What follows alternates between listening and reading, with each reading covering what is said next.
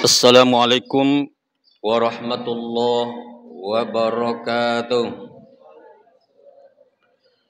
Allahu Akbar, Allahu Akbar, Allahu Akbar, Allahu Akbar, Allahu Akbar, Allahu Akbar, Allahu Akbar, Allahu Akbar, Allahu Akbar, Allahu Akbar kabira, walhamdulillahi katsira, wa subhanallahi bukratan wa asila.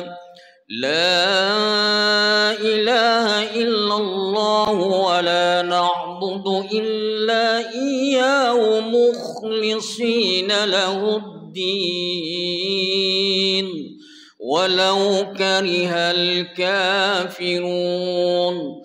La ilaha illallah wahdahu sadaqa wa'dahu wa nasara 'abdahu وأعز جنده وهزم الأحزاب وحده.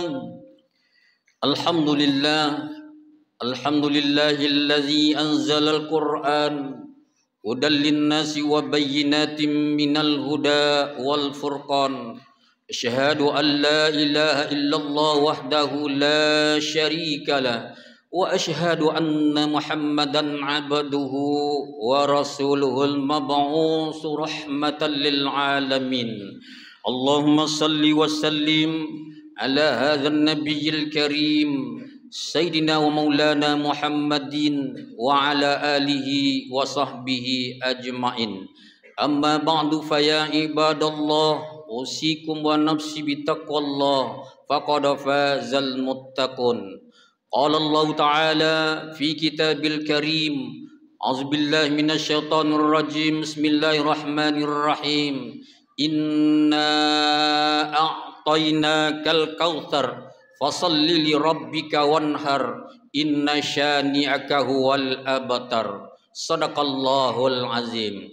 الله أكبر الله أكبر الله أكبر ولله الحمد.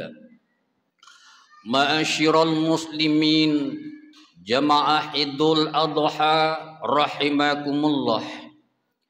Kembali sama-sama kita mempersembahkan ungkapan rasa syukur yang tiada terhingga kehadirat Allah Subhanahu wa taala.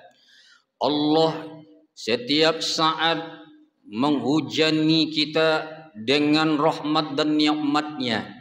Teramat banyak limpahan nikmat yang Allah berikan kepada kita. Tidaklah bisa kita untuk menghitungnya satu persatu.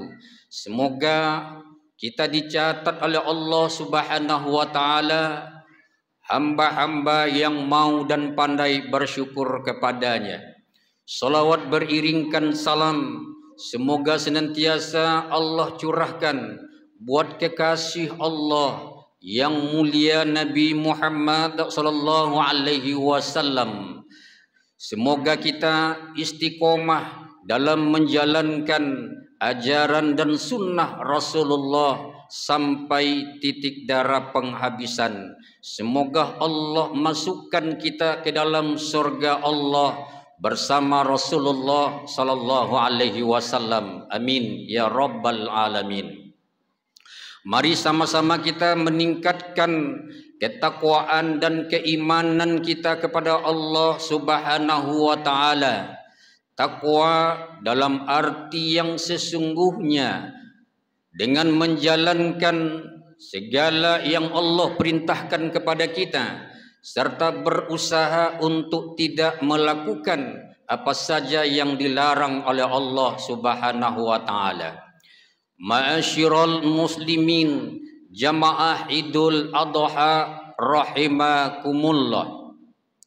Pada hari yang mulia ini, hari yang sangat diagungkan oleh Allah Subhanahu wa taala, pada saat ini jutaan umat muslim berasal dari seluruh penjuru dunia sedang hikmat dan asyiknya dalam melaksanakan ibadah haji pada tahun ini.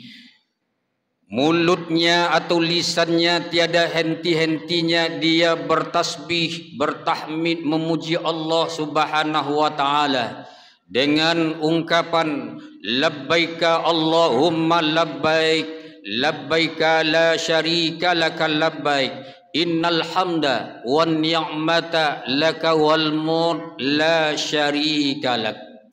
Pada saat ini jamaah haji sedang tekunnya pula dia melontar di Jumratul Ula, Aqabah dan Wusta. Kaum muslimin, jamaah Idul Adha rahimakumullah, tidak bisa kita bayangkan bagaimana bahagianya, bagaimana syahduhnya menjadi tamu-tamu Allah Subhanahu wa taala. Hanya orang-orang yang pernah berhajilah yang bisa untuk menjawabnya bagaimana dahsyatnya, syahduhnya menjadi tamu-tamu Allah melaksanakan ibadah haji dan ibadah umrah. Ma'asyiral muslimin, jamaah Idul Adha rahimakumullah, doa terbaik kita berikan kepada saudara-saudara kita yang sekarang sedang asyik dan tekunnya melaksanakan rangkaian ibadah hajinya. Doa kita semoga jemaah haji kita diberikan kesehatan dan kekuatan oleh Allah serta dimudahkan oleh Allah segala urusan hajinya. Selamat dia pulang kembali dengan membawa haji yang mabrur. Amin ya rabbal alamin. Rasulullah sallallahu alaihi wasallam dalam sebuah sabdanya mengatakan, wal hajjul mabruru laisa lahu jazaa illal jannah. Haji yang mabrur itu, kata Rasulullah, tidak ada ganjaran atau balasannya kecuali adalah surga. Lalu bagaimana cara mendapatkan haji yang mabrur itu? Karena tidak semua jamaah haji dia akan dipastikan memperoleh predikat haji yang mabrur atau mabrurah itu. Di antara usaha untuk memperoleh meraih haji yang mabrur itu, yang pertama tentu diawali dengan niatnya. Niatnya itu hanya semata-mata mengharap ridho dari Allah Subhanahu wa taala. Kehadirannya ke tanah suci Makkah Al-Mukarramah, Madinah Al-Munawwarah itu hanya semata-mata memenuhi panggilan Allah Subhanahu wa taala. Tidak ada tujuan dan maksud selain dari memenuhi panggilan Allah. Maka kalimat talbiyah inilah selalu diungkapkan, labbaika Allahumma labbaik.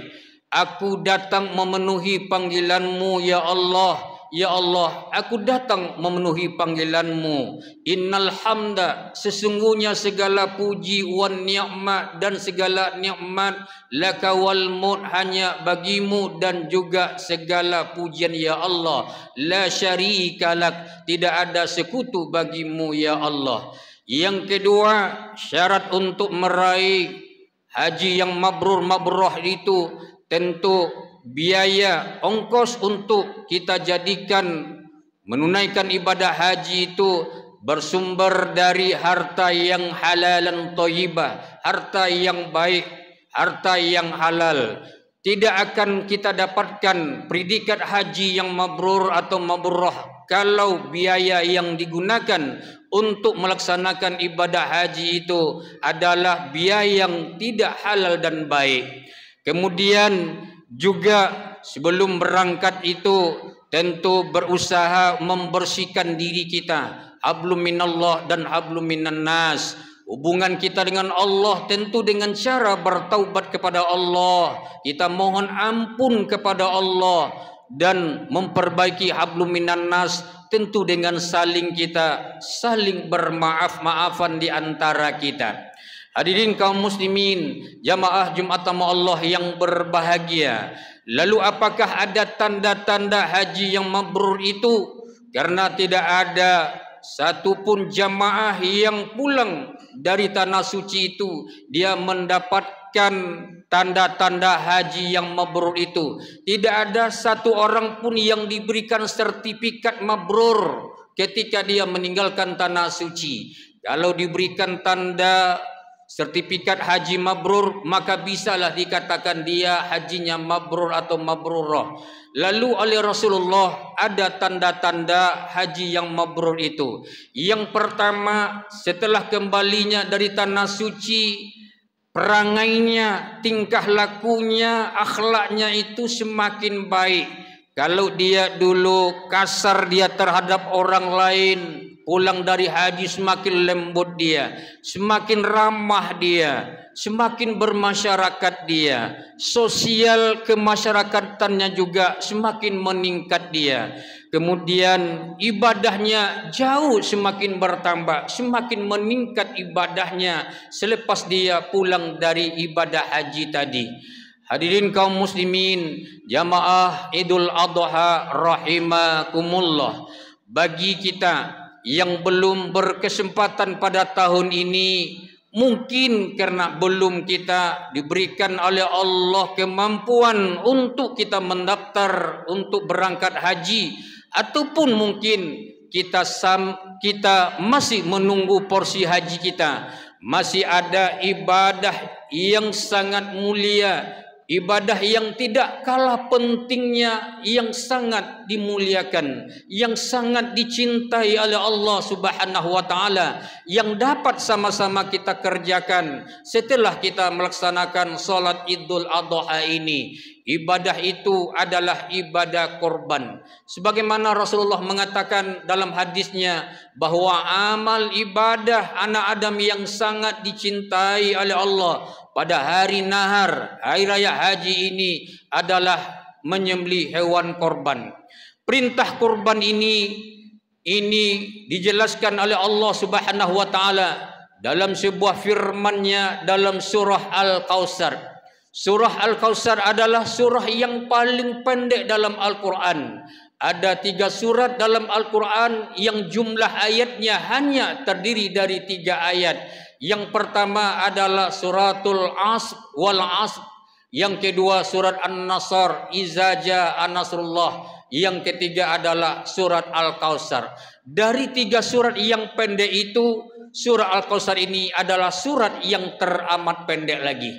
Surat Al-Kautsar ini diturunkan oleh Allah Subhanahu wa taala sebagai penghibur hati Rasulullah, karena Rasulullah larut dalam kesedihan karena dia dicela, dia dimaki, dia difitnah, dia dijelek-jelekkan oleh kaum kafir Quraisy ketika itu, di mana kedua putra Rasulullah sallallahu alaihi wasallam, yang pertama putranya Qasim, dia meninggal ketika masih bayi. Kemudian putra yang kedua namanya Muhammad, dia juga wafat ketika dia masih bayi. Di kalangan masyarakat kafir Quraisy ketika itu, kelahiran anak laki-laki itu sangat membanggakan, sangat membahagiakan, menyenangkan hati keluarganya. Maka sangat diharapkan, didambakan kelahiran seorang anak laki-laki. Kemudian ketika dia lahir anak perempuan, bagi masyarakat jahiliyah ketika itu, ini dianggap satu hal yang memalukan keluarga, mendatangkan aib bagi keluarga sendiri, sehingga tidak diinginkan kehadiran seorang bayi perempuan ketika itu.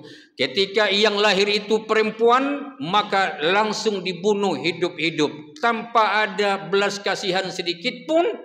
Bayi perempuan itu langsung dikubur hidup-hidup dia. Begitulah kebencian, kemarahan orang-orang kafir Quraisy ketika dia mendapatkan seorang bayi perempuan tadi. Maka kenapa dia menganggap seorang laki-laki, bayi laki-laki tadi, karena dialah menjadi generasi penerusnya nanti. maka Nabi Muhammad dia katakan dia adalah orang yang sudah abtar. Ini yang dikatakan oleh Allah Subhanahu wa taala, inna syani'aka huwal abtar. Abtar itu artinya adalah terputus. Orang-orang kafir Quraisy ketika itu mengatakan bahwa Nabi Muhammad itu adalah orang yang sudah terputus keturunannya. Kalau bahasa kita sekarang ini, kita mengatakan sudah punah dia. Artinya tidak ada lagi generasi penerusnya lagi. Kalau Nabi Muhammad wafat, habislah. Tak ada lagi generasi yang akan meneruskan perjuangannya lagi. Maka Allah katakan di dalam Al-Quran pada ayat kedua, fasalli li rabbika wanhar, sebagai wujud syukur kita kepada Allah Subhanahu wa taala, inna a'tayna kal kausar, sungguh kata Allah, kami hai Muhammad telah memberikan nikmat yang begitu besar kepadamu hai Muhammad. Jadi Al-Kausar itu bermakna adalah nikmat yang teramat besar, limpahan nikmat yang sangat luar biasa yang Allah berikan kepada Nabi Muhammad dan kepada kita umatnya. Kebaikan yang berlimpah itu bukan hanya di dunia saja, tetapi di akhirat juga kebaikan yang berlimpah itu diberikan oleh Allah di akhirat nanti. Kemudian Al-Kausar itu juga bermakna Allah akan menganugerahkan kepada Nabi Muhammad dan kepada kita umat-umatnya. Allah akan menyediakan di telaga dalam surga itu, namanya adalah telaga Al-Kausar. Telaga Al-Kausar itu dijelaskan oleh Rasulullah sallallahu alaihi wasallam bahwa panjangnya, lebarnya telaga Kausar itu sama seperti ketika kita berjalan 1 bulan lamanya. Kalau kita berjalan 1 bulan tanpa berhenti, sepanjang itulah, selebar itulah telaga Al-Kausar itu. Airnya itu lebih putih lagi daripada air susu, kata Rasulullah. Dan manisnya, rasanya jauh lebih manis lagi, lebih lezat lagi daripada rasa madu lagi. Dan harumnya sungai yang ada di Al-Kausar itu lebih harum daripada bau kasturi. Kemudian dalam surga Al-Kausar, di dalam telaga Al-Kausar itu juga disediakan oleh Allah cawan tempat minum. Banyaknya cawan itu sebanyak bintang yang ada di langit ini. Itulah yang akan dijadikan tempat minum kita umatnya. Ketika kita mendapatkan minum air telaga Kausar itu, 1 kali saja kita minum air telaga Kausar itu, kata Rasulullah, akan menghilangkan haus kita buat selama-lamanya. Artinya takkan pernah haus lagi. Hadirin kaum muslimin, jamaah Idul Adha rahimakumullah. Atas nikmat yang begitu banyak yang dilimpahkan oleh Allah kepada kita, maka Allah perintahkan kita bersyukur kepada Allah. Ada 2 cara kita mensyukuri nikmat Allah dalam ayat ini. Yang pertama, fasalli li rabbika. Yang kedua adalah wanhar. Kita diperintahkan oleh Allah Subhanahu wa taala, dirikanlah solat karena Tuhanmu, kata Allah. Ini adalah ungkapan rasa syukur kita kepada Allah atas nikmat yang setiap detik, setiap saat kita peroleh dari Allah Subhanahu wa taala. Mensyukuri nikmat Allah itu kita buktikan dengan kita taat menjalankan perintah Allah, menjalankan solat 5 waktu sehari semalam. Maka orang-orang yang tidak mau dia melaksanakan ibadah solat, berarti dia adalah orang-orang yang ingkar kepada Allah. Perbedaan orang Islam dengan orang kafir, kata Rasulullah, adalah solat. Artinya orang Islam kalau dia solat, maka dia dipastikan adalah orang Islam. Tapi kalaupun dia mengatakan dia Islam lalu dia tidak solat, berarti samalah dia dengan orang kafir. Di hadis yang lain Nabi mengatakan, solatlah kamu sebelum kamu disolatkan. Artinya orang yang solat inilah sebenarnya yang pantas untuk disolatkan jenazahnya. Namun walaupun ada tetangga kita, masyarakat kita yang tidak pernah solat, kita juga tetap melaksanakan fardu kifayahnya, memandikan, mengafani, menyolatkan dan menguburkannya. Kemudian wujud syukur kita yang kedua adalah wanhar. Kita diperintahkan untuk melaksanakan ibadah korban. Maksudnya setelah kita melaksanakan solat Idul Adha pada pagi hari ini, kita diperintahkan oleh Allah untuk menyembelih hewan korban nanti. Pelaksanaan penyembelihan hewan korban itu mulailah pada hari ini tanggal 10 Zulhijjah dan berlanjutlah pada hari-hari tasyrik berikutnya 11, 12 dan 13 Hijriah. 11, 12, 13 di bulan Zulhijjah ini dinamakan hari tasyrik. Tasyrik artinya hari yang dilarang kita untuk berpuasa. Karena 3 hari ini kita diperintahkan, disunahkan makan-makan. Artinya makan dari daging korban kita ini. Inna syani'aka huwal abatar. Sesungguhnya orang-orang yang membencimu hai Muhammad. Maksudnya orang-orang kafir yang tadi membenci Nabi Muhammad, yang menuduh Nabi Muhammad dia sudah terputus nasabnya, sudah terputus keturunannya, huwal abatar, maka dia orang-orang yang sebenarnya terputus dari rahmat Allah Subhanahu wa taala. Nabi Muhammad walaupun dia sudah meninggal 1500 lebih kurang, namanya pada hari ini masih diagungkan. Ketika kita solat, kita membaca solawat, menyebut nama Nabi Muhammad. Ketika khutbah Jumat, khutbah Idul Fitri, khutbah nikah, semuanya disebut nama Nabi Muhammad. Mana ada sekarang ini orang menyebut nama Abu Lahab, Abu Jahal dan Abu Jahal yang lainnya. Apalagi membuat namanya dengan nama anaknya Abu Jahal, Abu Lahab. Sedangkan Muhammad ini, jangankan orang Islam, orang non-Muslim saja ikut-ikut dia membuat nama anaknya dengan nama Muhammad. Allahu Akbar, Allahu Akbar, Allahu Akbar, walillahil hamd. Sejarah korban ini sebagaimana dipaparkan oleh Allah di dalam surah As-Saffat, Allah menjelaskan bahwa Nabiullah Ibrahim alaihi salam ketika dia sudah berusia lanjut, dia sudah tua dengan istri yang sudah tua juga, Siti Sarah, dia belum dikaruniai oleh Allah seorang putra pun. Maka atas izin dan saran dari istri tuanya Siti Sarah, suaminya Ibrahim disarankan untuk menikah lagi dengan perempuan yang lebih muda, maka pilihannya itu kepada Siti Hajar. Nabiullah Ibrahim alaihi salam setelah dia menikah dengan Siti Hajar, doa terbaik yang selalu dia mohonkan kepada Allah siang dan malam, doa itu Rabbi habli minas solihin. Ya Allah, berikanlah kepadaku ya Allah seorang anak yang soleh. Inilah doa dari Ibrahim, tak pernah henti-hentinya dia berdoa kepada Allah agar Allah karuniakan dia seorang anak yang soleh. Allah karuniakan, Allah kabulkan doa Ibrahim alaihissalam. Akhirnya Siti Hajar dia hamil dan melahirkan seorang putra yang diberi nama Ismail.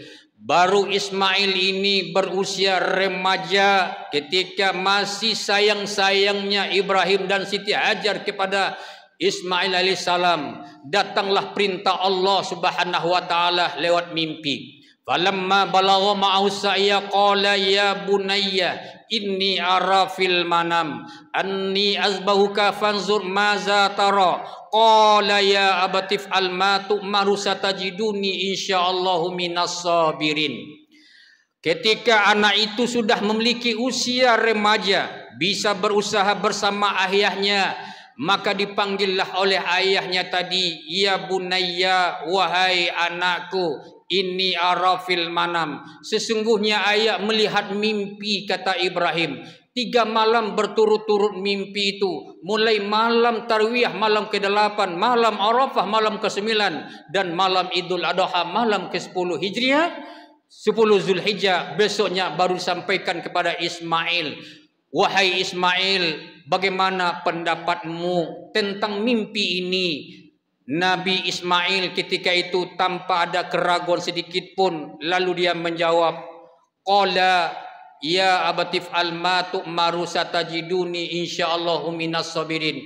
Wahai ayah, laksanakan wahai ayah apa yang Allah perintahkan kepada ayah. Tak perlu ayah ragu, laksanakan, sembelihlah leherku ini wahai ayah. Begitulah seorang anak soleh, dia serahkan mahkotanya untuk disembelih oleh ayah kandungnya tadi. Allahu Akbar, Allahu Akbar, Allahu Akbar. Sudah menjadi sunnatullah setiap melaksanakan perintah-perintah Allah Subhanahu wa taala. Di situ pasti ada tekanan, di situ pasti ada ujian, ada intrik-intrik dari pihak yang ketiga. Pihak yang ketiga dalam hal ini adalah syaitan laknatullah. Syaitan dia menyerupai manusia seperti kita ini. Dia silih berganti, dia menggoda Siti Hajar, Ibrahim dan Ismail. Tujuannya hanya satu, bagaimana menggagalkan perintah Allah Subhanahu wa taala. Maka didatangilah yang pertama adalah Siti Hajar dengan asumsi bahwa lewat seorang ibu akan mudah dipengaruhi. Wahai Hajar, engkau seorang ibu yang sudah lama mendapatkan seorang anak, lalu anakmu akan disembelih oleh suamimu. Bagaimana? Apakah kamu bersedia? Dengan tegas Siti Hajar menjawab, jangankan itu, kalau itu perintah Allah, lebih dari itu akan aku relakan, katanya. Digoda lagi Ibrahim, digoda lagi Ismail. Ketiga keluarga tadi tidak mampan untuk digoda tadi. Allahu Akbar, Allahu Akbar, Allahu Akbar. Ketika itulah Ibrahim, Siti Hajar dan Ismail masing-masing mengambil 7 batu ketika itu dan melempar setan yang berbentuk manusia itu. Maka setan pun berlari tunggang langgang karena dia dilempar oleh Ibrahim, Siti Hajar dan Ismail. Maka pada 10 Zulhijjah, 11, 12 dan 13 Hijriah Zulhijjah, jamaah haji atas motivasi ini pula lah dia melontar di 3 Jumratul Ula, Wusta dan Aqabah. Allahu Akbar, Allahu Akbar, Allahu Akbar. Mudah-mudahan ibadah kurban kita pada hari ini diterima oleh Allah Subhanahu wa taala, dapat untuk mendekatkan diri kita kepada Allah. Sesuai dengan korban itu bermakna adalah untuk taqarrub ilallah, mendekatkan diri kita kepada Allah Subhanahu wa taala. Amin ya rabbal alamin. Fa'tabiru ya ulil absar la'allakum tuflihun.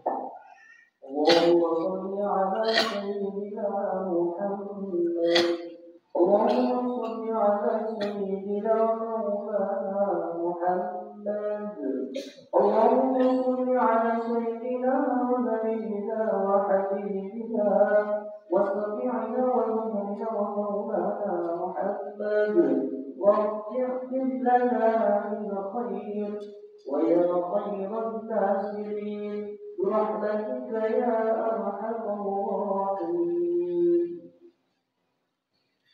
الله أكبر الله أكبر الله أكبر الله أكبر الله أكبر الله أكبر الله أكبر الله أكبر كبيرا والحمد لله كثيرا وسبحان الله بكرة وأصيلا لا إله إلا الله ولا نعبد إلا إياه مخلصين له الدين ولو كره الكافرون لا إله إلا الله وحده صدق وعده ونصر عبده وأعز جنده وهزم الأحزاب وحده.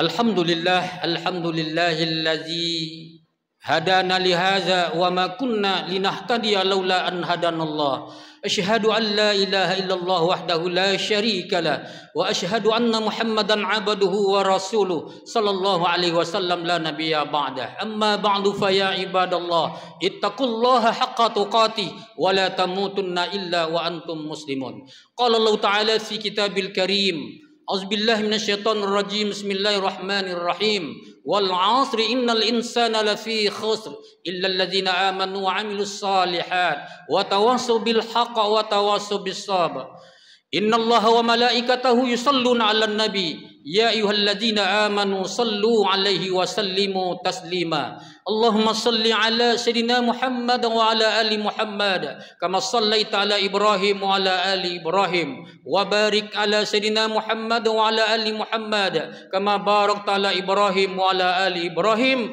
في العالمين إنك حميد مجيد اللهم اغفر للمؤمنين والمؤمنات والمسلمين والمسلمات الأحياء منهم والأموات برحمتك يا أرحم الراحمين ربنا ظلمنا أنفسنا وإن لم تغفر لنا وترحمنا لنكونن من الخاسرين ربنا آتنا في الدنيا حسنة وفي الآخرة حسنة وقنا عذاب النار والحمد لله رب العالمين الله أكبر الله أكبر الله أكبر ولله الحمد والسلام عليكم ورحمة الله وبركاته